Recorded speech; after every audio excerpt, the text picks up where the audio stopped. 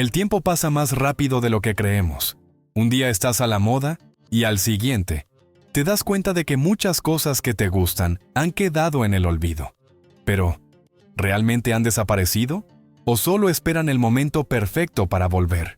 En este video te mostraré 7 objetos nostálgicos del siglo pasado, que han regresado en su versión moderna. Y prepárate porque si los recuerdas, es posible que hayas estado en este mundo más tiempo del que crees. Las faldas caniche fueron un auténtico fenómeno de la moda en los años 50. Más que una simple prenda, estas faldas amplias y de colores vibrantes se convirtieron en un símbolo de una generación que celebraba la diversión, la música y la libertad de movimiento. Su diseño era inconfundible, una falda circular que, al girar, se abría como una flor en plena danza, creando un efecto visual hipnótico que capturaba la esencia del rock and roll de la época. Lo más curioso es que su origen no estuvo ligado directamente a la industria de la moda. La primera falda caniche fue diseñada en 1947 por el legendario Christian Dior, como parte de su icónica colección New Look, un estilo que revolucionó la moda femenina después de la Segunda Guerra Mundial. En un momento en que la austeridad dominaba el vestuario de muchas mujeres, Dior apostó por el regreso a las siluetas femeninas y voluminosas, dándole a las faldas un protagonismo absoluto. Sin embargo, fue en los años 50 cuando estas faldas encontraron su identidad propia y se popularizaron con el nombre de faldas poodle. El apodo no es coincidencia. Muchas de estas faldas llevaban bordadas siluetas de caniches, un detalle que las convirtió en el epítome del estilo juvenil de la época. Pero los perritos no eran el único motivo decorativo. También se podían encontrar versiones con notas musicales, estrellas, copas de cóctel o cualquier otro diseño que reflejara la personalidad de quien la usaba. Eran el complemento perfecto para las sock hops, aquellas fiestas escolares donde los jóvenes bailaban sin zapatos sobre los suelos encerados de los gimnasios al ritmo del emergente rock and roll. El atractivo de estas faldas no solo radicaba en su apariencia llamativa, sino en la sensación de libertad que proporcionaban. A diferencia de las prendas ajustadas de décadas anteriores, las faldas caniche permitían moverse con total comodidad. Eran perfectas para los enérgicos pasos de baile de la época, como el twist y el jitterbug. En un momento en el que la música estaba transformando la cultura juvenil, esta prenda se convirtió en una aliada de la revolución social que vivían las nuevas generaciones. Aunque su auge se dio en los años 50, el legado de las faldas caniche no se extinguió. Con el paso de los años, su estética se convirtió en sinónimo de nostalgia y fue rescatada en diversas ocasiones por la cultura pop. En películas como Grease y Back to the Future, estas faldas ayudaron a inmortalizar el espíritu de los años dorados del rock.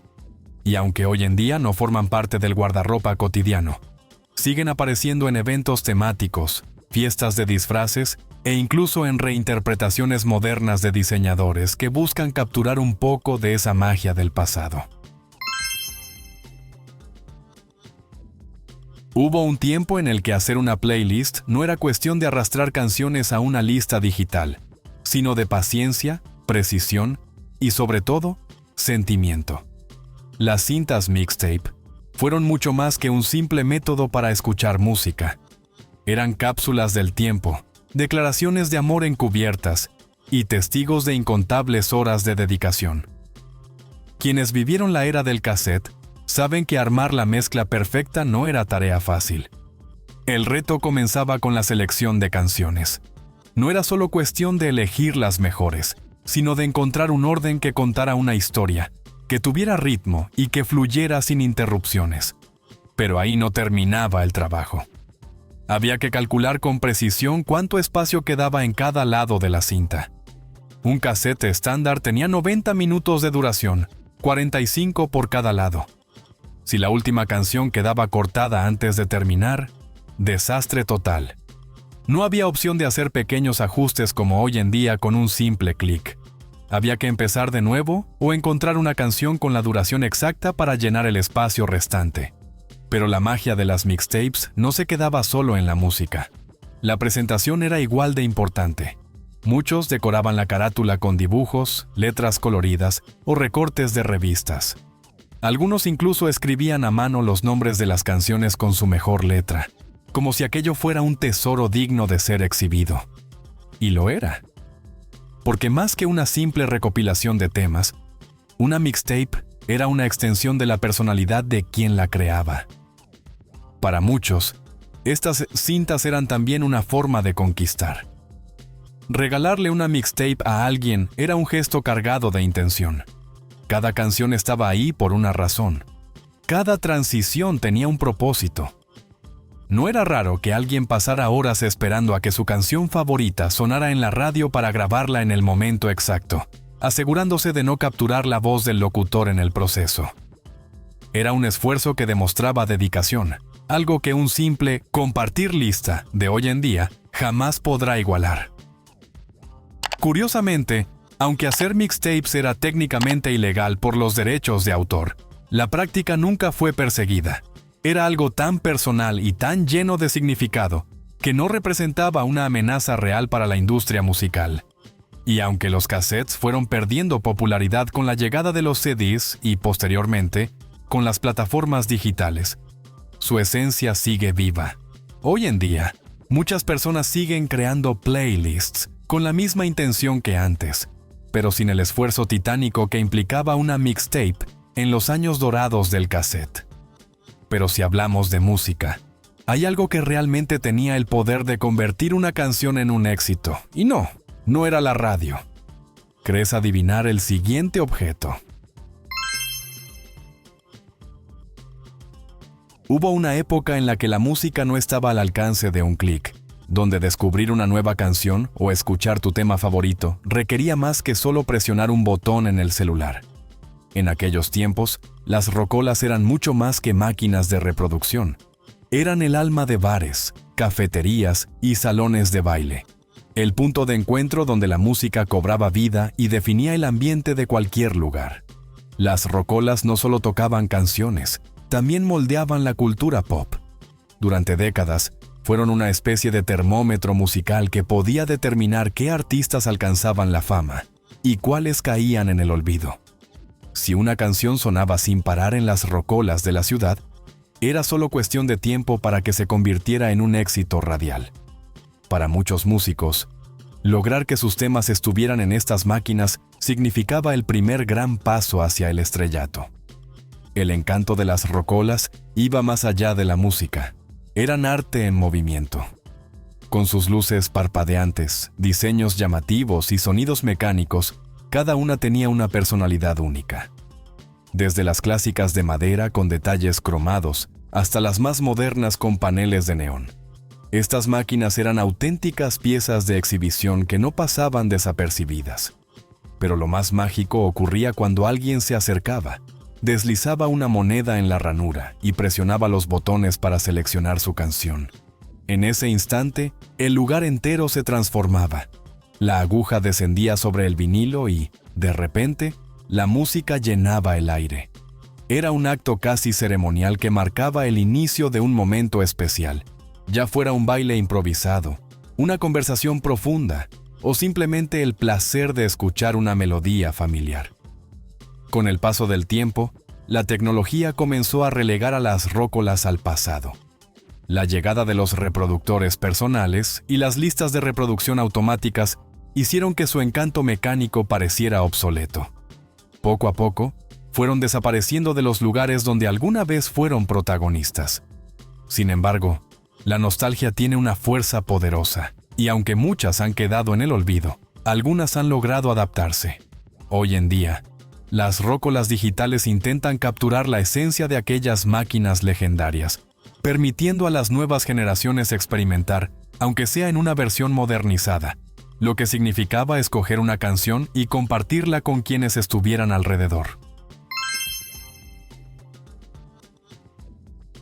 Deslizarse sobre ruedas con el viento en la cara y la música de fondo no era solo una actividad, era toda una experiencia. Los patines de 4 ruedas marcaron una era en la que la diversión tenía su propio ritmo y estilo. Aunque su origen se remonta al siglo XVIII, fue en los años 70 y 80 cuando alcanzaron su máximo esplendor. De repente, las pistas de patinaje se convirtieron en el punto de encuentro perfecto para jóvenes y adultos que buscaban una forma diferente de socializar y moverse al compás de la música. La fiebre del patinaje coincidió con el auge de la música disco, y eso lo cambió todo. Las pistas de patinaje dejaron de ser simples espacios para deslizarse y se transformaron en auténticas discotecas sobre ruedas. Luces de neón, bolas de espejos y mezclas de los DJ creaban un ambiente electrizante donde la gente no solo patinaba, sino que también mostraba sus mejores movimientos. Para muchos, estas pistas eran el lugar ideal para demostrar habilidades, conocer gente o simplemente dejarse llevar por el ritmo sin preocupaciones. Pero la popularidad de los patines no se quedó solo en las pistas. También formaron parte del día a día en calles y parques, convirtiéndose en una de las formas más divertidas de moverse. No importaba si alguien era principiante o experto. La sensación de deslizarse con libertad era inigualable. Además, los patines no eran solo un medio de transporte o entretenimiento, sino también un símbolo de moda. Con diseños llamativos y combinaciones de colores vibrantes, cada par reflejaba la personalidad de quien los usaba. A pesar de su enorme popularidad, la fiebre del patinaje comenzó a disminuir con la llegada de nuevas formas de entretenimiento. Los videojuegos y otros pasatiempos más tecnológicos captaron la atención de las nuevas generaciones. Y poco a poco, las pistas de patinaje fueron perdiendo protagonismo. Sin embargo, su esencia nunca desapareció por completo. En los últimos años, los patines de 4 ruedas han vuelto con fuerza, impulsados por la nostalgia y la cultura vintage. Nuevas generaciones los han adoptado como una forma divertida y estilizada de hacer ejercicio, mientras que quienes vivieron su época dorada han encontrado en ellos una manera de revivir esos momentos llenos de música y movimiento. Rodar por la pista con música de fondo era increíble, pero había un detalle que hacía que cada movimiento se viera aún mejor. Y sí, también fue una de las modas más inolvidables de los 80. Hubo una época en la que la moda no solo se veía, sino que se sentía en cada movimiento. En los años 80, los calentadores se convirtieron en el accesorio estrella, un imprescindible en los armarios de quienes querían lucir a la moda mientras se movían al ritmo de la música. Pero lo más curioso es que su origen no tuvo nada que ver con las pasarelas ni con las tendencias de la calle. Inicialmente, los calentadores fueron diseñados exclusivamente para bailarines. Su función era clara: mantener los músculos de las piernas calientes y evitar calambres o lesiones durante los ensayos y presentaciones. Eran una prenda puramente funcional, vista solo en estudios de danza y en los camerinos de los teatros. Pero como ha sucedido muchas veces en la historia de la moda, un artículo pensado para un propósito específico terminó convirtiéndose en un fenómeno cultural. El gran salto de los calentadores a la moda cotidiana ocurrió gracias a Hollywood. Películas icónicas como Flashdance y Fama los llevaron de los escenarios de danza a las calles, convirtiéndolos en un símbolo de la fiebre del aeróbic y el fitness.